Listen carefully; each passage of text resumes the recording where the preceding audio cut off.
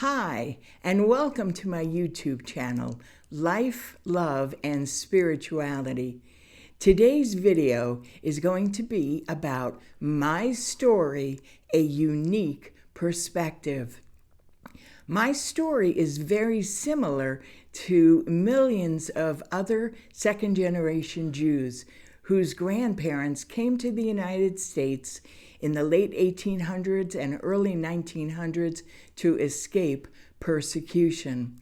But my story is different and unique in the fact that in 1977, I became a Messianic Jew, a Jew who believes that Yeshua, Jesus, is the long-awaited Messiah of the Jewish people.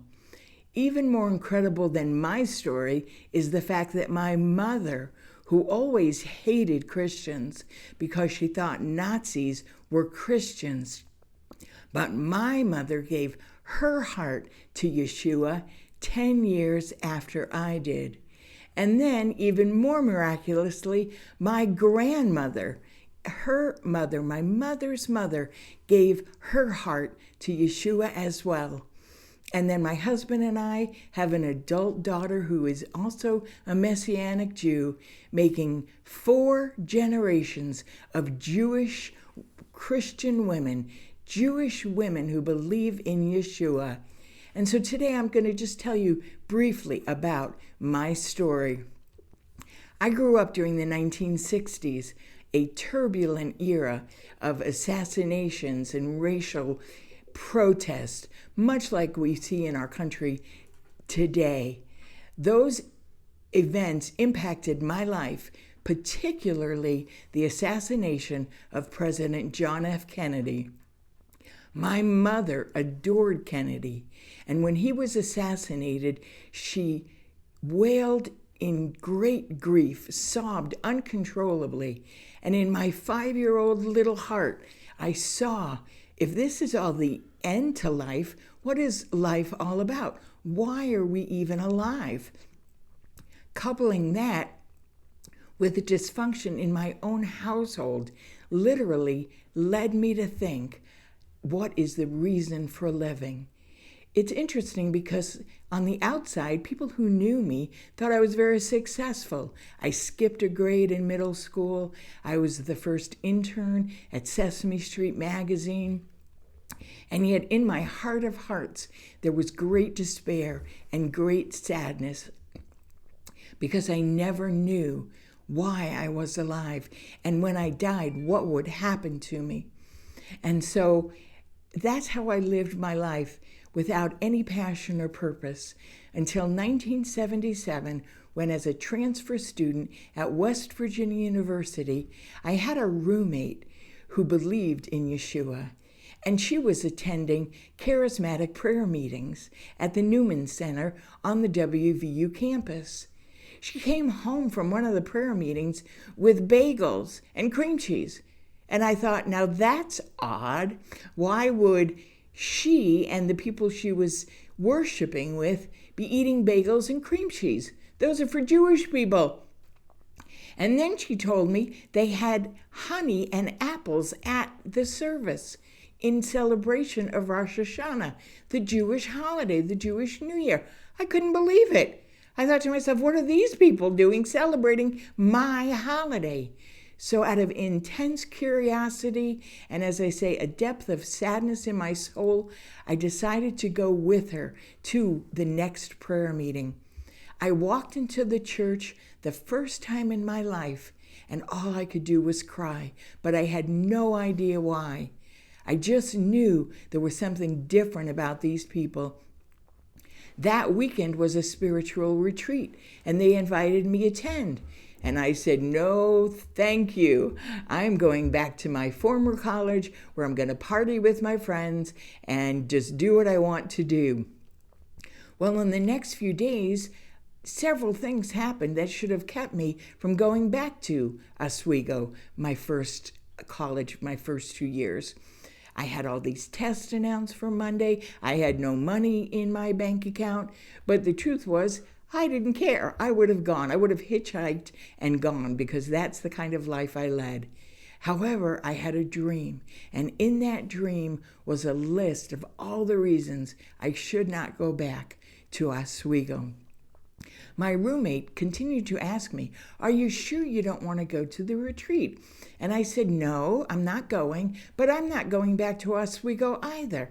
And she said, "Why?" And I said, "Well, I had this dream that showed me that I really shouldn't go back." And then she said, "Well, then let's just pray. If God wants you to go to the retreat, He'll make it perfectly clear." And I thought, okay, what do I have to lose? I don't believe in God, so it's fine with me. At that exact moment, the phone rang, and it was someone from the prayer meeting wanting to know if my roommate needed a ride to the retreat, and if I decided if I was going, if I needed a ride. I literally felt like I was in a scene from the Twilight Zone. That continued as I first got to the retreat, and the first speaker said, "You are not here by accident. All of this has been pre-planned and preordained since the beginning of the world." And I felt like climbing under a table. I was like, who told him about me? That was so eerie. One by one, people spoke, young people, college students, about how horrible their lives had been and how they had found the Lord. Well, I had no idea what that meant, none at all. But I knew it couldn't apply to a Jewish girl from Brooklyn. But as the retreat proceeded, I began to wonder, is this real? Is Jesus the promised Jewish Messiah? And so I stayed up all night with the overseer of the retreat and asked question after question until finally he said, "Debbie," reading from the book of Job, he said, "Debbie, where were you when God, laid the foundations of the earth?" And I said, oh, I didn't want to get God mad at me, so I said, "Okay, I get it." We went to bed, we went to sleep, and the next morning we were wrapping up the retreat, and everyone was sharing their favorite Bible verse. I didn't have a favorite Bible verse. I didn't know any Bible verses. And so I just said, I know what happened here. My best friend doesn't know what happened here. My mother doesn't know what happened here. But more important than that, I know what happened here, and God knows what happened here.